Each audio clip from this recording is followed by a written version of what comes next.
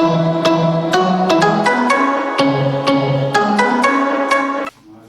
Students, Thar education group के YouTube channel में आपका स्वागत है। मैं महेश कुमार। हमने पिछली क्लास के अंदर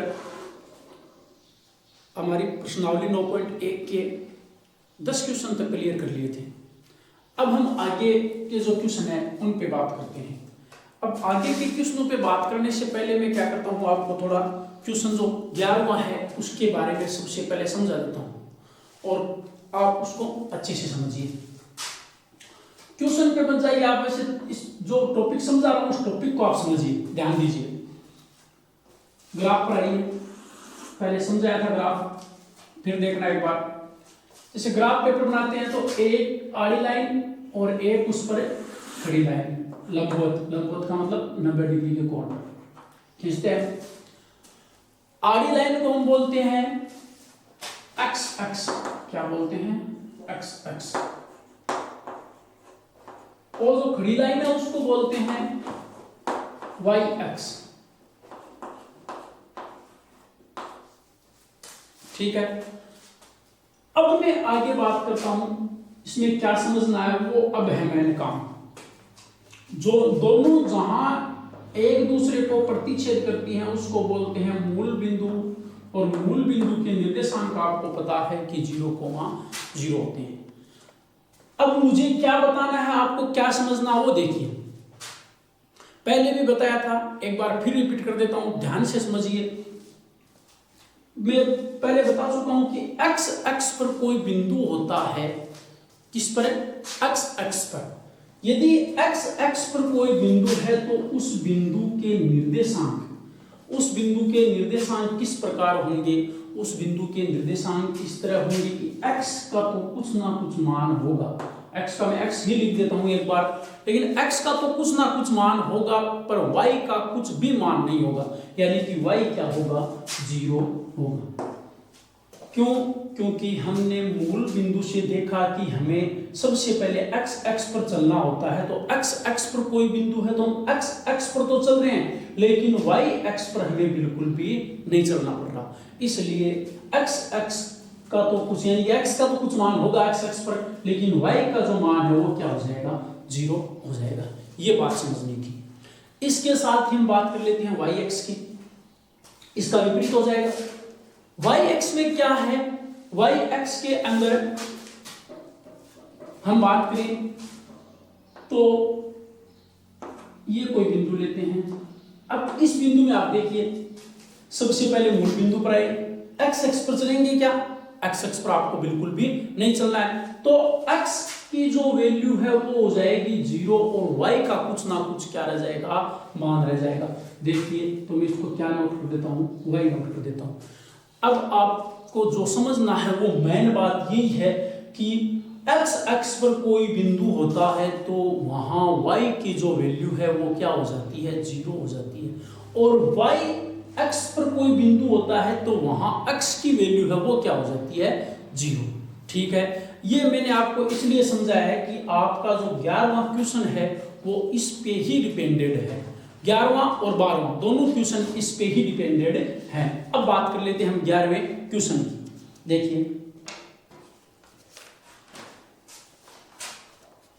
x x पर वह बिंदु ज्ञात कीजिए जो बिंदु -2, -5 और 2, -3 से समान दूरी पर स्थित है।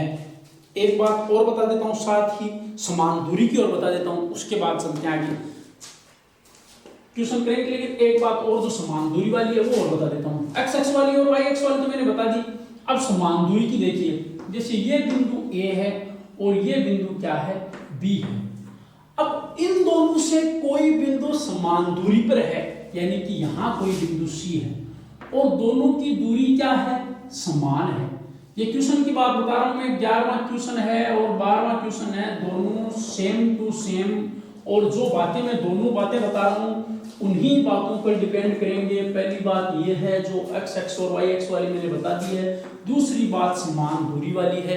तो समान दूरी वाली के अंदर देखिए, बिंदु A से और बिंदु B से बिंदु सी क्या है, समान दूरी पर है।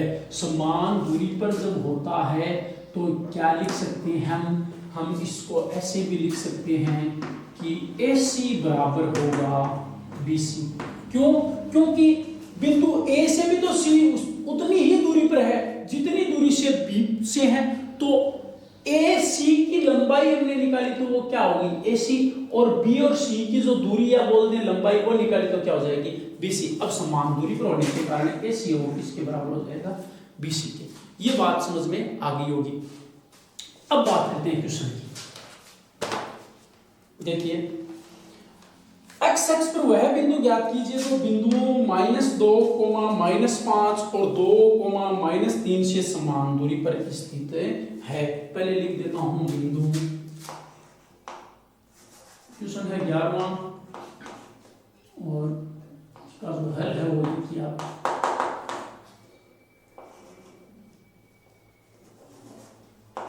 माना कि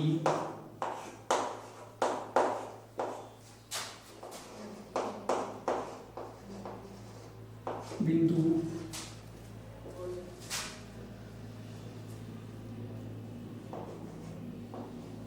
A व B से, देखिए A के क्या लिखे हुए हैं निर्देशांक में, बिंदु x एक्स पर कोई बिंदु स्थित है तो आप पहले मैं लिख देता हूं। देखिए क्या लिखता हूं कि बिंदु P लिखता हूं और P, अब x एक्स पर तो पहले अभी समझाया मैंने, x एक्स पर है तो x का तो कुछ ना कुछ मान होगा लेकिन y का कुछ भी मान नहीं यानी कि 0 होगा।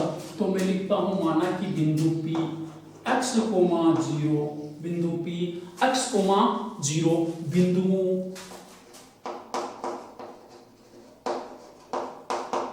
बिंदुओं A। अब A के निर्देशांक देखिए -2, -5, -2, -5 वह बिंदु B के जो निर्देशांक है वो देखिए आप, B के हैं 2, -3, 2, -3 से समान दूरी पर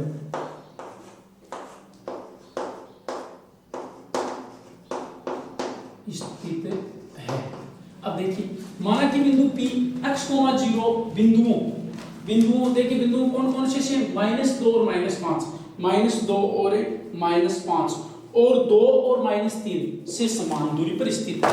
इन दोनों से क्या है समान दूरी पर स्थित है। किसको माना है बिंदु P को हमने मान लिया कि ये समान दूरी पर स्थित है।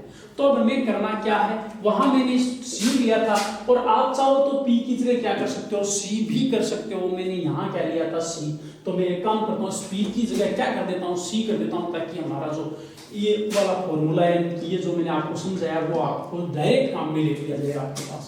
तो C कर देता हूँ, P की जगह क्या कर दिया C कर दिया। ठीक है, अब देखो अब समान दूरी यानी कि हमें क्या करना है AC को BC के बराबर दिखाना है, बराबर लाना है। तो बराबर लाने के लिए हमें क्या चाहिए, सबसे पहले दूरी चाहिए AC और उसके बाद में क्या चाहिए दूरी BC। ठीक है, तो या फिर आप कर सकते हो, देखो दो तरीके हैं आपके पास, या तो आप क्या करो AC निकालो, पहले इसको निकाल लो AC दूरी को, फिर कौन सी को निकाल लो BC दूरी को निकाल लो और फिर क्या कर दो दोनों को बराबर कर दो। या आप क्या कर सकते हो दोनों को एक साथ ले सकते हो AC बराबर BC। यहां लिख देता हूं देखिए, इसलिए AC बराबर है BC और फिर मैं क्या करता हूं दूरी सूत्र से, दूरी सूत्र को काम में लेता हूं। दूरी सूत्र से आप देखिए, दूरी सूत्र से सबसे पहले AC की वैल्यू निकाल लेता हूं तो √x2 माइनस x1 AC के लिए x2 किसको मान लेता हूं x को मान लेता हूं तो x minus x2 minus x1 किसको मान लें -2 को। तो माइनस ये जो सूत्र है उसका, चलो मैं लिख देता हूं पहले दूरी सूत्र से लिखा है तो यहां दूरी सूत्र कर देता हूं मैं √x2 माइनस x1 का whole square plus y2 minus y1 का होल स्क्वायर। ठीक है, ये सूत्र है और इस सूत्र से अब हम आगे काम करेंगे, AC और BC को बराबर करेंगे। तो अब AC की वैल्यू निकालता हूं। AC के लिए देखिए आप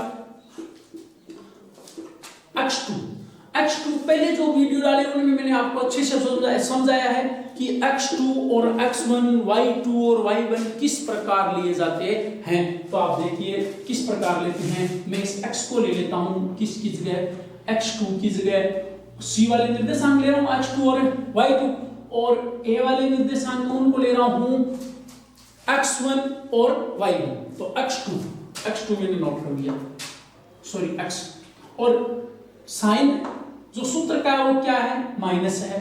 अब माइनस सूत्र के पास है माइनस, यहां 2 है तो माइनस माइनस कितना हो जाएगा, 2 हो जाएगा, प्लस, और इसका क्या कर देते हैं होल स्क्वायर प्लस।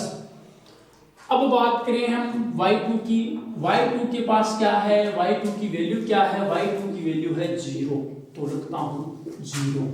सूत्र का क्या है माइनस, और इसके पास भी क्या है माइनस, तो माइनस माइनस फिर क्या प्लस के 5। ये तो किसकी दूरी आ गई, ये हमारे पास आ गई AC की। अब साथ ही हम क्या ले सकते हैं, BC भी ले सकते हैं, ताकि हमें ज्यादा कैलकुलेशन ना करनी पड़े, हमारा क्वेश्चन क्या बिल्कुल छोटा ही हो जाए, इसलिए मैं इनको एक साथ ले रहा हूं, इसका स्क्वायर कर देता हूं। अब BC के लिए देखिए, BC के लिए वही तरीका रह जाएगा, x2 और y2 की जगह तो मैं क्या ले लूंगा x और 0 को, और x1 और y1 की जगह किसको ले लूं, b वाले जो निर्देशांक है उनको। सबसे पहले लिखता हूं x2 की वैल्यू, x2 के लिए फिर x काम आ जाएगा। अब x1 के लिए b वालों को, तो b में देखिए x का मान क्या है 2 है, तो -2 का स्क्वायर प्लस, फिर c के लिए है y2 की वैल्यू 0, तो 0 माइनस, अब -3 है तो माइनस साइन का है -3, y1 की वैल्यू है तो माइनस माइनस क्या हो जाएगा प्लस के 3, और कर देता हूं इसका स्क्वायर। अब आगे चलते हैं हम, अब एक साथ ही एक काम करते हैं, दोनों तरफ अंडर रूट है, दोनों तरफ है अंडर रूट, तो दोनों तरफ क्या कर देते हैं वर्ग कर देते हैं, तो दोनों तरफ या दोनों पक्षों का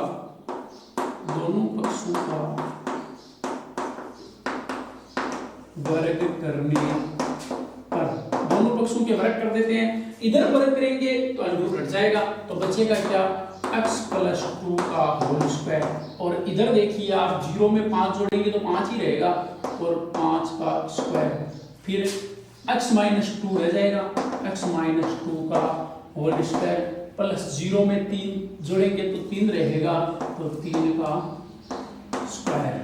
ठीक है, अब आगे काम करते हैं, यहां सूत्र काम आ जाएगा a + b वाला, ये वाला,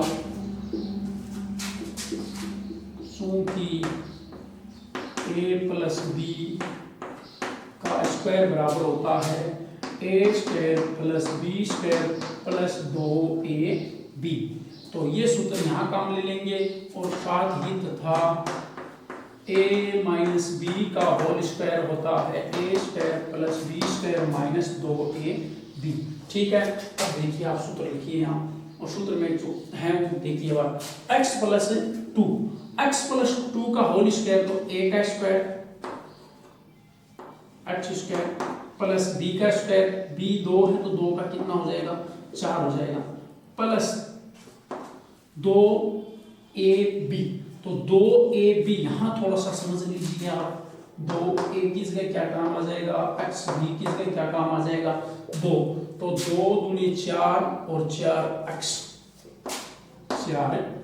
ठीक है, और आगे वाला जो 5 है उसका वर्ग करेंगे तो कितना हो जाएगा 25, अब बराबर x - 2 का होल स्क्वायर वही रहेगा, a - b वाले सूत्र से हो जाएगा x² यानी कि a का स्क्वायर प्लस b का स्क्वायर की जगह किसके हो जाएंगे 2 के वर्ग कितने होते हैं 4, तो प्लस 4, और -2ab, तो -2ab के लिए वही ये देखिए 2a की जगह फिर x और b की जगह भी 2, तो क्या हो जाएगा 2 दूनी 4x -4x, और प्लस के 3 का वर्ग कितना होता है 9, तो हो जाएगा 9। इतनी बात आपको समझ में आ गई होगी। अब आगे देखिए, अब एक बात यहां समझिए, मैं यहां x² से x² को काट रहा हूं, अब कटता किस स्थिति में, ये देखिए, ये कटेगा किस स्थिति में, जब दो बीच में तो किसका चिन्ह है, बराबर का चिन्ह है, और दोनों तरफ क्या है, समान चिन्ह के पद रखे हुए हैं। जैसे समान चिन्ह का मतलब ये है कि x स्क्वायर किसका है, प्लस का है, उधर भी x स्क्वायर किसका है, प्लस का है, तो दोनों यदि समान चिन्ह के होते हैं तो कट जाते हैं। कैसे, इस प्रकार की, यदि मैं इसको चलो ऐसे लिख देता हूँ x स्क्वायर को। अब आपको पक्षांतर का तो पता ही है, यदि मैं इस x स्क्वायर को इधर लाता हूं तो ये किसका हो जाएगा, माइनस का हो जाएगा, तो माइनस क्या हो जाता है, x स्क्वायर। अब आपको पता है कि x स्क्वायर में से x स्क्वायर घटा तो क्या बचा, 0 बचा, इसलिए इसको क्या कर देते हैं, हम यही काट सकते हैं। यहां क्या कर दें, काट सकते हैं इनको। यदि समान, फिर सुन लेना एक बार, यदि समान चिन्ह हो, समान क्या हो, चिन्ह हो, और बीच में क्या हो, बराबर का चिन्ह हो, तो क्या कर सकते हैं, दोनों को हम काट सकते हैं, जो समान पद है उनको। तो ये x स्क्वायर वाले समान पद हैं, इनको हम यहाँ काट सकते हैं। ठीक है, फिर देखिए 4x, 25 और 4 कितने हुए, 29, बराबर यहां -4x और 9 और 4 कितने, 13। अब इस -4x को हम पक्षांतरण करेंगे किसकी दिशा में, 4x जो प्लस का है उसकी दिशा में, तो 4x और माइनस वाला हो जाएगा इधर आके प्लस का 4x और 13 उधर पढ़ाई है, ये 29 उधर जाएगा तो किसका हो जाएगा, माइनस का 29, और 4x और 4x कितने हुए, 8x। अब यहां देखिए कितने बचे, 29 में से कितने घटा दो, 13 घटा दो, तो माइनस के कितने बच जाएंगे, माइनस के बच जाएंगे 16, और x बराबर क्या आ जाएगा, -16/8, और कितना रहा, -2। तो x का मान क्या है, -2। इसलिए जो बिंदु C है उसके निर्देशांक क्या हो जाएंगे, यहां लिख देता हूं,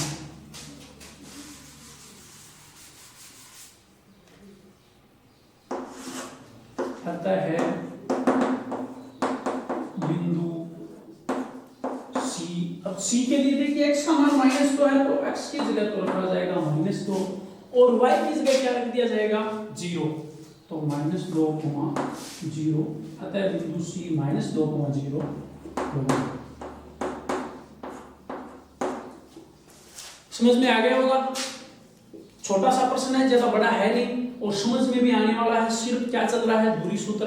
मैंने पहले बताया था आपको कि इस प्रश्नावली में दूरी सूत्र ही सबसे इंपॉर्टेंट है परीक्षा में, यानी कि एग्जाम में आपके जो क्वेश्चन आता है वो लगभग दूरी सूत्र से ही आता है। फिर देखिए क्वेश्चन नंबर 12वां क्वेश्चन देखिए आप, y एक्स पर वह बिंदु ज्ञात कीजिए जो बिंदुओं -5, -2 और 3,2 से समान दूरी पर स्थित है। अब मैंने ये कौन सा बताया, 11वां बताया। 11वें के अंदर तो क्या था, x थी, x से समान दूरी पर स्थित था कोई बिंदु, x पर स्थित था और वो दोनों बिंदुओं से समान दूरी पर था। x पे तो क्या था, स्थित था, और दो बिंदु से क्या था, समान दूरी पर था। जैसे इस प्रकार था, ये यहाँ बिंदु है, अब यहाँ बिंदु A हो जाए, यहाँ बिंदु B हो जाए, और ये क्या है, C हो जाए, ये C। तो ये कंडीशन थी पहले तो। अब कंडीशन क्या बन गई, कंडीशन बन गई कि बिंदु किस पे है, y एक्स पर है, y एक्स पर है, तो y एक्स पर है और दो बिंदु से क्या है, समान दूरी पर है, तो सेम टू सेम काम होगा, इसमें कुछ भी चेंजिंग नहीं होने वाला है। सिर्फ एक चीज चेंज होगी, वो क्या है, वो इसमें x, 0 रखा था किसका, C का निर्देशांक, इसमें क्या रखेंगे, 12वें क्वेश्चन के अंदर हम रखेंगे C का जो निर्देशांक है वो 0,y। ठीक है, अब हम चलते हैं आगे, क्वेश्चन करते हैं 13वां। ये भी इसी पे है, समान दूरी वाले पे स्थित है, समान दूरी वाले पे डिपेंडेड है। यदि बिंदुओं 3,k और 5,k से बिंदु 0,2 की दूरियां बराबर हों तो k का मान ज्ञात कीजिए। देखिए वही ये वाला सिस्टम रहेगा, सेम टू सेम। देखिए आप ये वाला सिस्टम रहेगा, इसमें ये प्रश्न इसलिए बता रहा हूँ आपको, इसमें के का मान पूछा है, तो कुछ बच्चे इस प्रकार घबरा जाते हैं कि के का मान किस प्रकार आएगा, तो इसीलिए बता रहा हूँ। बाकी प्रश्न हार्ड नहीं है, जो अब किया है उससे भी सरल प्रश्न है।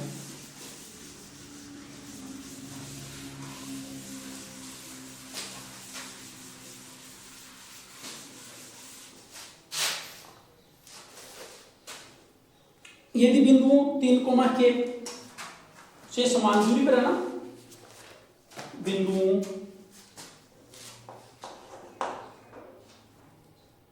क्वेश्चन था 13वां,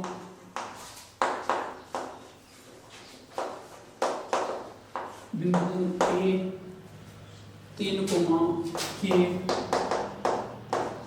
और बी के निर्देशांक क्या है, बी के हैं के, 5, के, 5 से बिंदु 0,2 समान दूरी पर है, 0,2। अब इस बिंदु को बना देते हैं सी, 0,2 समान दूरी पर स्थित है। ठीक है, अब देखिए समान दूरी पर स्थित है। जस्ट पहले जो प्रश्न किया था उसमें मैंने बताया था कि समान दूरी पर, जैसे इस बिंदु ए से और इस बिंदु बी से कोई बिंदु सी है, वो यदि समान दूरी पर स्थित होता है तो ए सी और बी सी क्या हो जाती हैं, बराबर हो जाती हैं। तो यही काम इसमें करना है, ए सी और बी सी की वैल्यू निकालनी है, बराबर करनी है। अब ए सी और बी सी एक साथ निकाल सकते हैं आप, देखिए यहां लिख देता हूं, इसलिए ए सी बराबर होगा बी सी, क्योंकि समान दूरी पर स्थित है। कौन, बिंदु सी, किस से, बिंदु ए और बिंदु बी से, इसलिए ए सी है वो किसके बराबर हो जाएगी, बी सी के। अब दूरी सूत्र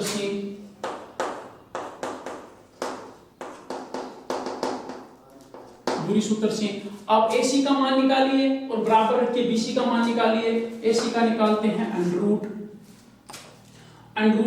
3, x2 माइनस x1 का whole square plus y2 minus y1 का होल स्क्वायर। तो x2 को देखिए क्या ले लेंगे आप, x2 को आप ले सकते हैं 0 ले सकते हैं या 3 ले सकते हैं, कोई भी ले लिए, कोई भी पद ले लीजिए, कोई समस्या इसमें आने वाली नहीं।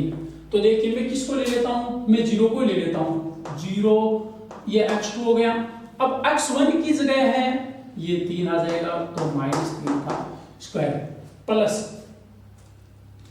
अब y2 की बात आई तो y2 की जगह हमने ये 0 ले रखा है, x2, तो y2 किसको ले लेते हैं हम, 2 को, तो 2 रखा माइनस, अब y1 की जगह किसको ले लेंगे, k को ले लेंगे और कर देंगे होल स्क्वायर।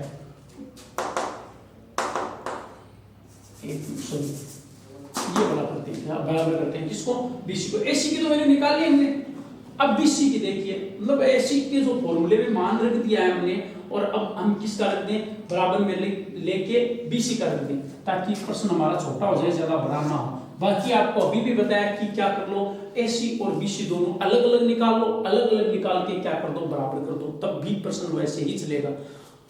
ये bc का मान है, bc का मान देखिए कैसे आएगा, x2 की जगह फिर वही 0 ले लेता हूं और माइनस x1 की जगह क्या ले लूं, k ले लूं और इसका कर दिया और इसका प्लस y2 की जगह 2 माइनस y2 माइनस y1 की जगह क्या आ जाएगा, ये 5 आ जाएगा, तो -5 का स्क्वायर अंडर रूट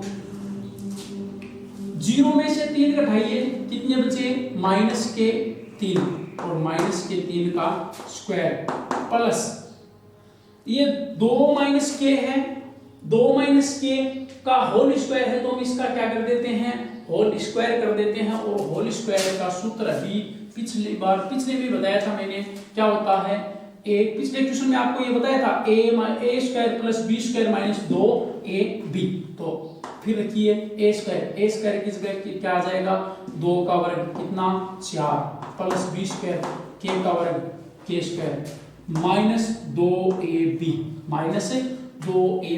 तो 2a की जगह फिर 2 2 गुना 2 गुना के, तो 2 दूनी 4 और के 4 के -4 के। ये AC का काम किया हमने। फिर करते हैं किसका, BC का। BC के लिए 0 माइनस के, इसका मतलब क्या बचा, माइनस का के और माइनस के का स्क्वायर प्लस 2 में से 5 घटा दीजिए, कितने बचे, माइनस के 3 और इसका कर दीजिए वर्ग।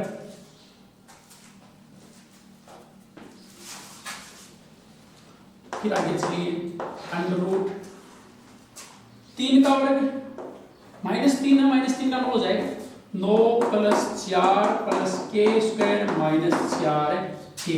अंडर रूट इस बार पहले हमने अंडर रूट स्टार्ट में हटा दिया था, इस बार मैंने साथ में ले लिया है, इसमें कोई प्रॉब्लम नहीं होने वाली। अगली जो स्टेप आएगी उसमें हम क्या कर लेंगे, अंडर रूट हटा देंगे। देखिए फिर अंडर रूट के माइनस के का के स्क्वायर हो जाएगा और 3 का -3 है तो इसका हो जाएगा 9। अब मैं यहाँ क्या करता हूँ, मैं लिखता हूँ दोनों पक्षों का वर्ग करने पर।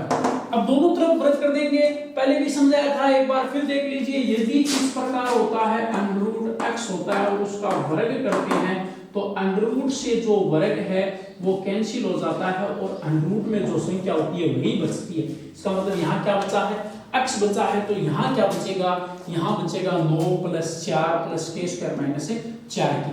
अब 9 और 4 को जोड़ के ऐसे लिख सकता हूँ, फिर 13 + के स्क्वायर -4 के, और इधर देखिए इधर के स्क्वायर +9।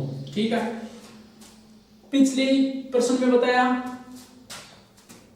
कि यदि कोई समान पद है, जैसे के स्क्वायर इसमें है, के स्क्वायर इसमें भी है, समान पद है और बराबर का बीच में क्या है, चिन्ह है, और दोनों के जो चिन्ह है वो भी क्या है, समान है, जैसे इसके भी प्लस और इसके भी क्या है, प्लस है, तो ये क्या हो जाते हैं, एक दूसरे से कैंसिल हो जाते हैं। अब यहाँ देखिए -4 के बराबर 13 बराबर 13 - 4 के बराबर 9 और -4 के इस 13 का मैंने उधर पक्षांतरण कर दिया तो 9 - 13 और -4 के बराबर 9 में से 13 यानी कि -4, तो -4 माइनस से माइनस कैंसिल हो जाएगा और k बराबर 4 बटा 4 मतलब 1, तो k का मान क्या आ गया, 1, अतः k बराबर होगा 1,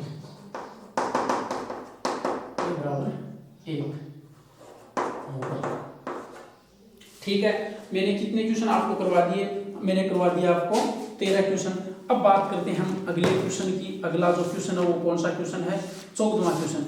14वां क्वेश्चन वैसे देखिए टफ नहीं है, सरल क्वेश्चन है, लेकिन इसमें थोड़ा साइन वगैरह कॉस वगैरह ये आ गई तो मैं आपको ये बता देता हूँ। बाकी सरल प्रश्न है, बहुत सरल है, कुछ नहीं करना।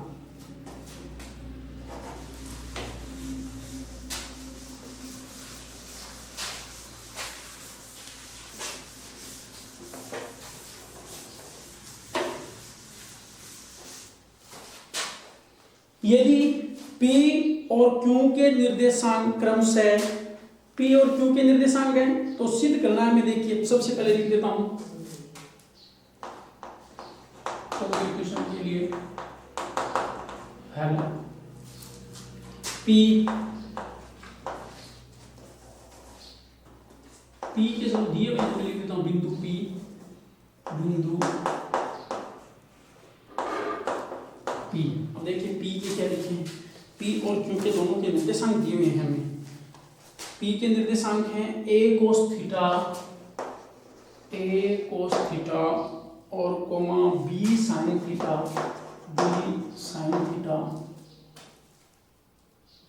और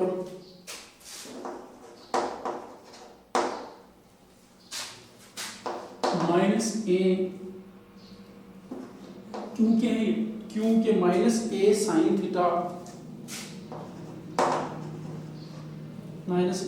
theta coma b cos theta है।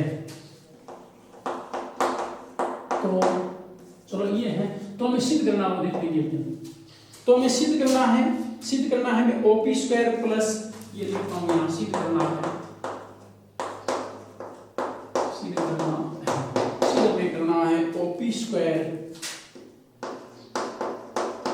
प्लस ओ क्यू स्क्वायर बराबर है ए स्क्वायर प्लस बी स्क्वायर। बहुत सरल प्रश्न है, कुछ भी नहीं करना इसके अंदर, बस 9th क्लास में हमने एक सर्वसभ्यता पढ़ी थी, उसका हमें ध्यान रखना है, बाकी ट्यूशन आराम से हो जाएगा।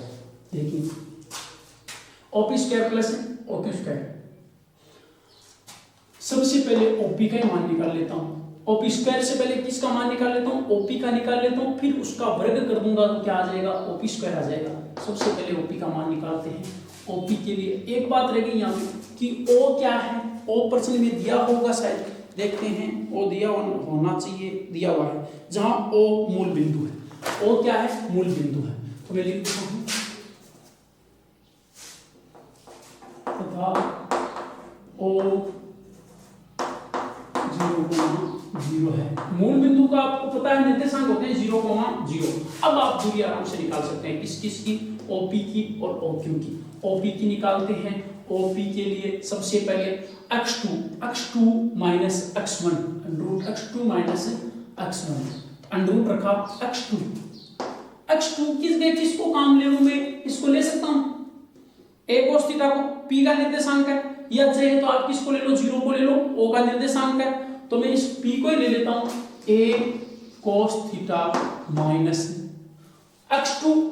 x1 माइनस x1 की जगह क्या आ जाएगा 0, तो ये हो गया स्क्वायर प्लस, फिर क्यों के लिए y2, सॉरी एक मिनट, क्यों के लिए नहीं, इसी के लिए है, लेकिन ये तो x का रखा है, y का नहीं रखा हमने, तो y2 की जगह क्या ले लेता हूं, b sin theta minus y1 की जगह क्या आ जाएगा 0, तो माइनस 0 का होल स्क्वायर और अंडर रूट रह जाएगा। अब under root a cos theta minus 0 है, a cos थीटा माइनस 0 है, तो क्या रहेगा, a cos थीटा ही रहेगा, तो a cos थीटा का whole square plus b sin theta minus 0 है, तो ये रहेगा b sin थीटा का होल स्क्वायर। इधर क्या चल रहा है, OP चल रहा है, मुझे निकालना है OP का स्क्वायर, तो मैं क्या कर देता हूं, मैं कर देता हूं दोनों तरफ वर्ग करने पर, दोनों तरफ क्या कर देते हैं, वर्ग कर देते हैं, और वर्ग करेंगे तो क्या हो जाएगा, OP स्क्वायर हो जाएगा।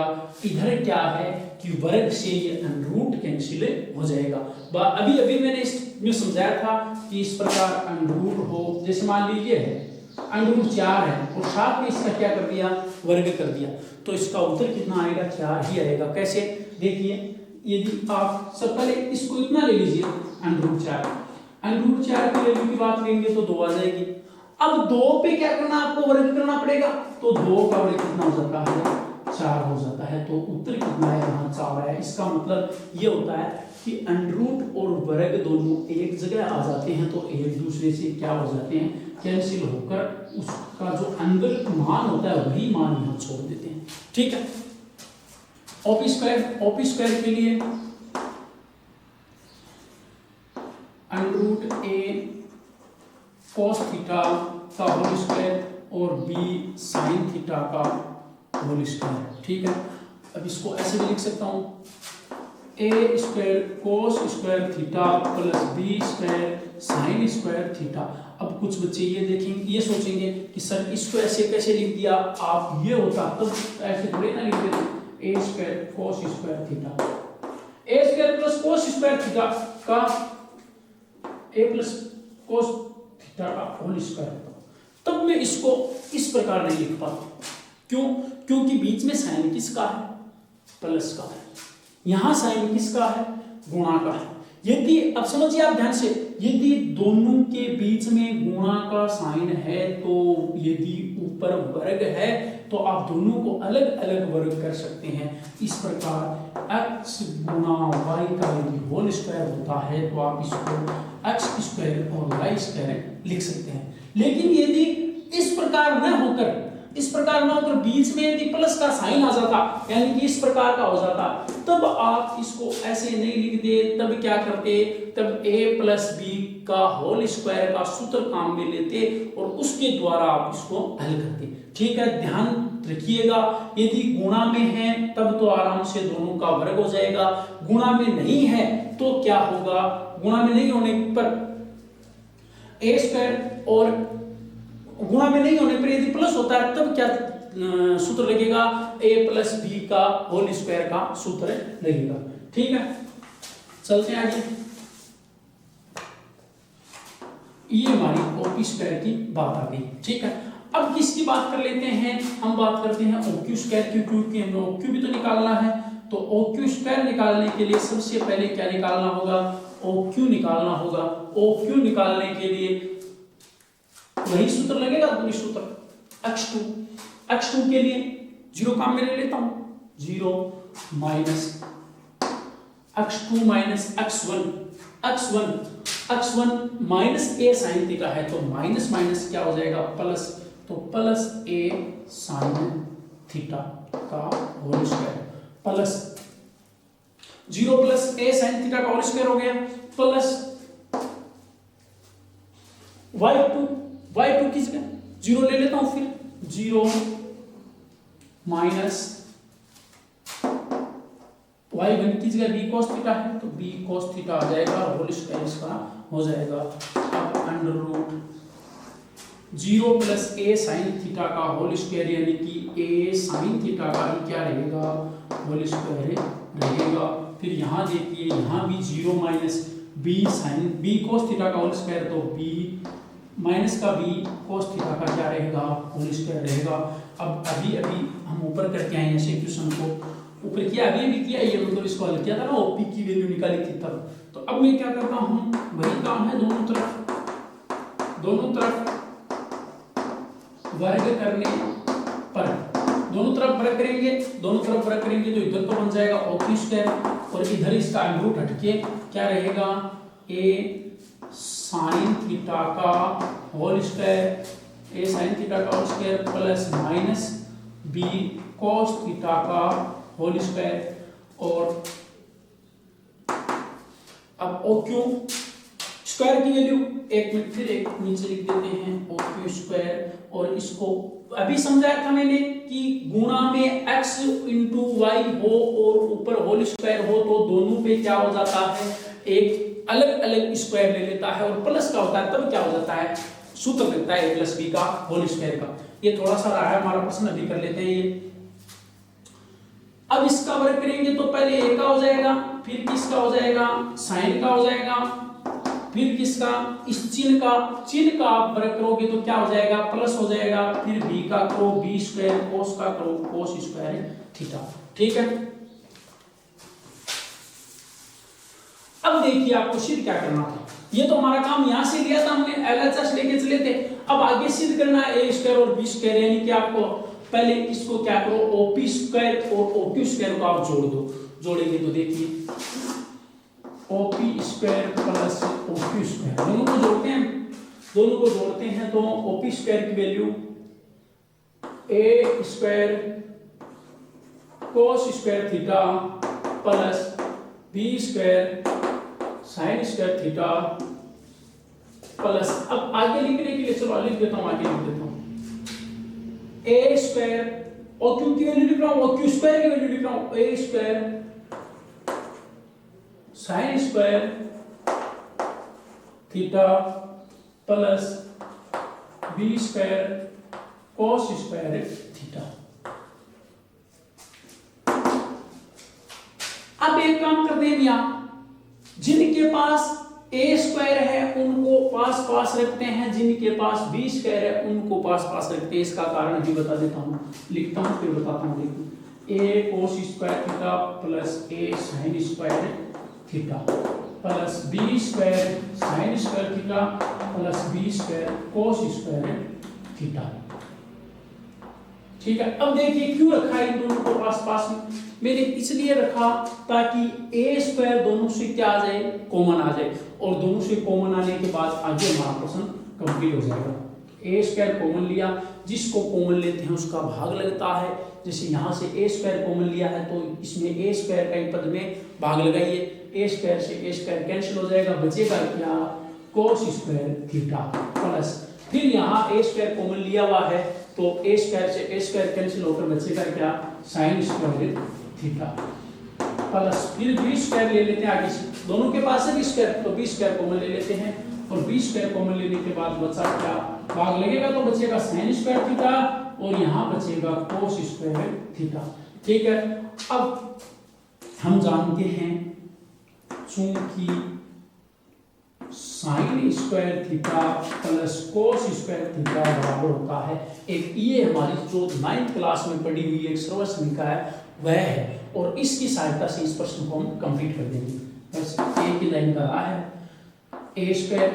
अब ये देखिए cos square theta plus sin square theta या sin square theta plus cos square theta, बात तो एक ही है, तो क्या हो जाएगा, एक हो जाएगा प्लस b स्क्वायर, वही बात आगे क्या है, sin square theta plus cos square theta क्या हुआ, एक, तो बचा क्या, a स्क्वायर को 1 से गुणा कीजिए, a स्क्वायर b स्क्वायर को 1 से गुणा कीजिए, b स्क्वायर, यह आया कि नहीं आया, a square plus b square, तो हमारा LHS बराबर आ गया RHS। अब हमने स्टूडेंट्स 14 क्वेश्चन कंप्लीट कर लिए हैं। Thank you students, next question करेंगे हम अगली क्लास में।